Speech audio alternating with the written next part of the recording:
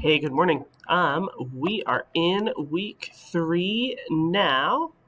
So, what we have going on, we are reading chapters 11 through 15, and then doing the chapters 11 through 15 questions. Same as prior weeks, it's vocab, and then the comprehension questions are split out by chapter. This is when the book really starts getting good. We had the first section was kind of Louis' backstory. The second section was him getting into the war.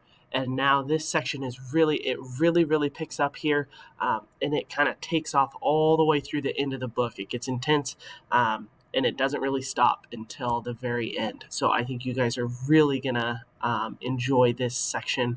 It starts really, like I said, picking up and getting really good.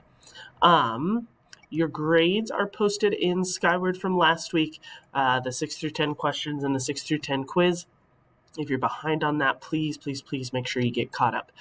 You don't want to get behind on the readings.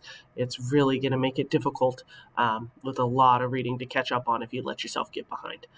So stay focused, buckle down this week, and let's get the reading done, get the questions done. The quiz will be posted on Thursday.